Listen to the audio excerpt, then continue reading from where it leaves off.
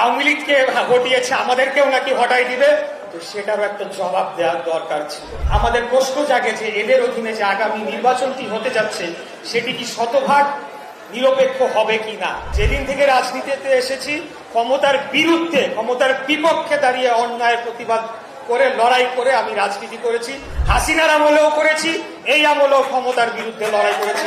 আপনারা দেখেছেন কিছুদিন আগে যে বাংলাদেশের আদালতের সর্বোচ্চ রায়, সুপ্রিম কোর্টের 7 জন বিচারপতির উপস্থিতিতে যে নিষ্পত্তি করে দেওয়া বিষয়টি, সেটিকে সম্পূর্ণ অন্যায়ভাবে যখন সরকার আমাদেরকে তারা বাধা প্রদান করলো, তখনই কিন্তু আমরা আন্দোলনে নেমে এসেছি। আমরা কোনোদিনও জনগণের দুর্ভোগ সৃষ্টি করতে চাই নাই এবং কোনোদিনও এই সরকারের অধীনে মেয়র পদে বসার কোনো আমাদের পরিকল্পনা ছিল না, প্রশ্নই ওঠে না। RICL TMX, যুগের পর যুগ স্থাপনা থাকে মজবুত। আমাদের একমাত্র লক্ষ্য আগামী দিনে বাংলাদেশ জাতীয়তাবাদী দলকে জাতীয় নির্বাচনে জয়ী করে নিয়ে এসে আমাদের নেতা দেশনায়ক জনাব তারেক রহমান, ওনাকে প্রধানমন্ত্রীর আসনে বসাবো। তারপরে উনি সিদ্ধান্ত নেবেন, উনি আমাদের যার যার কার কি কর্মকাণ্ড করণীয় আছে সেটি নির্ধারণ করে দিবেন। কিন্তু যখন একটি নিরপেক্ষ দাবি করা সরকার তারা নিজেরাই সংবিধান এবং আইন ভঙ্গ করা শুরু করে, তখন স্বভাবতই আমাদের প্রশ্ন জাগে যে এদের অধীনে যে আগামী নির্বাচনটি হতে যাচ্ছে সেটি কি শতভাগ নিরপেক্ষ হবে কিনা। সেই কারণেই কিন্তু আমরা আন্দোলনটি করেছি, ক্ষমতায় যাওয়ার জন্য না। সারা জীবন যেদিন থেকে রাজনীতিতে এসেছি ক্ষমতার বিরুদ্ধে, ক্ষমতার বিপক্ষে দাঁড়িয়ে অন্যায়ের প্রতিবাদ করে লড়াই করে আমি রাজনীতি করেছি। হাসিনার আমলেও করেছি, এই আমলেও ক্ষমতার বিরুদ্ধে লড়াই করেছি।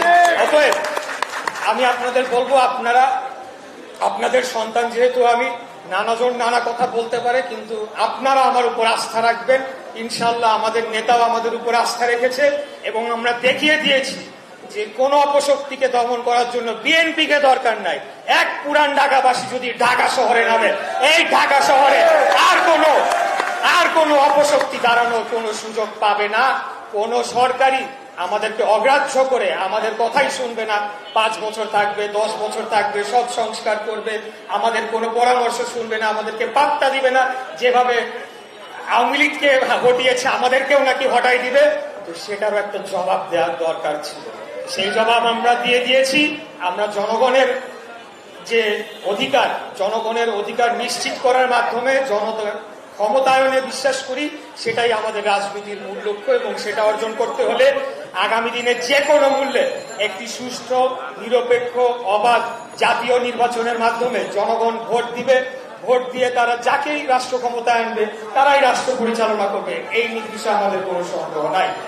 আর একটি বিষয় নিয়ে বলা হচ্ছে পিআর পদ্ধতি শুধুমাত্র একটা অজুহাত, কিছু নেগোসিয়েশন, কিছু বার্গেনিং করার জন্য একটা অজুহাত। তারা নিজেরাও ঠিক মতো জানে না যে পিআর পদ্ধতি কি, এইটা বাংলাদেশের জন্য কোনোভাবেই প্রযোজ্য। আপনারা জানবেনও না যে আপনি প্রার্থীকে, আপনি যখন ভোট দিবেন মার্কায় ভোট দিবেন, জানবেনও না প্রার্থীকে।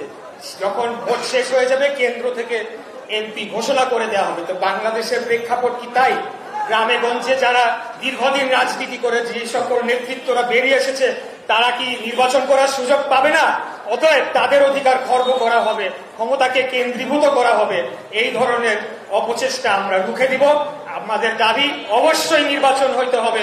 আমি তো মনে করি যে যত দ্রুত সম্ভব এই বছরেই পারলে নির্বাচন অনুষ্ঠান করে দ্রুততম সময়ে দেশকে স্থিতিশীল অবস্থায় নিয়ে গিয়ে জনগণের সরকারের কাছে ক্ষমতা হস্তান্তর করতে হবে এবং সেটা করতে আমরা বদ্ধপরিকর করি ইনশাআল্লাহ। এই বলে আজকে আমার বক্তব্য শেষ করছি।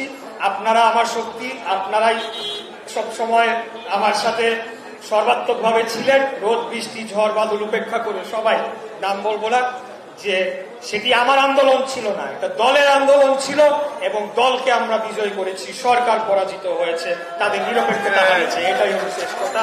সবাই ভালো থাকবেন। খোদা হাফেজ। বাংলাদেশ জিন্দাবাদ, বাংলাদেশ জাতীয়তাবাদী দল জিন্দাবাদ, শহীদ রাষ্ট্রপতি জিয়াউর রহমান অমর হোক, দেশনেত্রী বেগম খালেদা জিয়া জিন্দাবাদ, আমাদের প্রাণ প্রিয় নেতা দেশনায়ক তারেক রহমান জিন্দাবাদ, জিন্দাবাদ, জিন্দাবাদ। সালাম।